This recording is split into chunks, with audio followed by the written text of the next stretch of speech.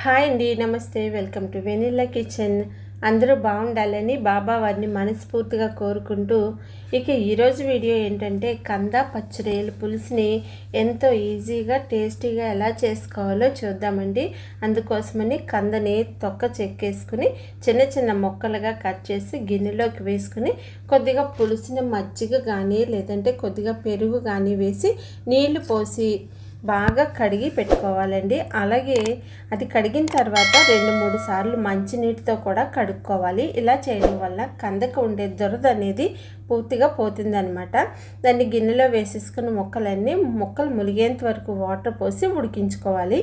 ఈలోపు మిక్సీ జార్లోకి కొద్దిగా ధనియాలు, జీలకర్ర, వెల్లుల్లిపాయలు వేసుకుని గ్రైండ్ చేసుకుని అదే మిక్సీ జార్లోకి కొద్దిగా ఉల్లిపాయ ముక్కలను కూడా వేసేసుకుని గ్రైండ్ చేసి పక్కన పెట్టుకోవాలి.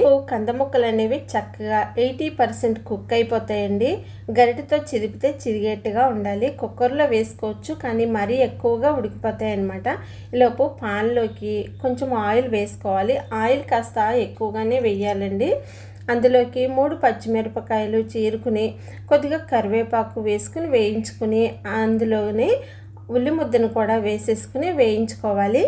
ఇది వేగేటప్పుడే కొద్దిగా సాల్ట్, పసుపు కూడా వేసుకుని వేయించుకుంటే ఉల్లి ముద్ద అనేది చక్కగా వేగుతుందన్నమాట. ఈ ఉల్లి ముద్ద అనేది చక్కగా వేగిపోయిందండి. ఇప్పుడు పచ్చిరొయ్యల్ని తీసుకుని మీరు ఎన్నైతే వేసుకుంటున్నారో అన్నీ వేసుకోవచ్చు. పచ్చిరొయ్యలను కూడా ఇందులోకి వేసేసుకుని ఒక 5 నిమిషాలు అవి వేగిన తర్వాత కారం వేసుకోవాలండి. మీరు తినే క్వాంటిటీని బట్టుకుని కారం అనేది వేసుకోవచ్చు. కారం వేసుకుని మరో 5 నిమిషాల పాటు వేయించుకోవాలి. ఇక తర్వాత ఉడికించి పెట్టుకున్న కంద ముక్కలను వేసేసుకుని మొత్తం ముక్కలంతా కూడా ఈ ఉల్లి ముద్ద అనేది కలిసేటట్టుగా బాగా తిప్పుకోవాలండి గరిటెతోటి. ఇలా మిక్స్ చేసిన తర్వాత చింతపండు అనేది ఒక నిమ్మకాయ సైజ్ అంత చింతపండుని తీసుకుని ముందుగా నీళ్ళల్లో నానబెట్టి ఉంచుకుంటే రసం అనేది చక్కగా వస్తుందన్నమాట. చింతపండు పులుపును కూడా వేసేసుకుని కుక్కర్ని మూత పెట్టి ఒక 5-6 విజిల్స్ వచ్చేంత వరకు ఉడికించుకోవాలి. కుక్కర్ ప్రెషర్ పోయిన తర్వాత ఈ విధంగా ఉందండి. మరి కాస్త చిక్కబడేంత వరకు ఒక 5 నిమిషాలు ఉడికించుకుంటే ఈ పులుసు అనేది మరి పలచగా ఉంటే బాగుండదండి.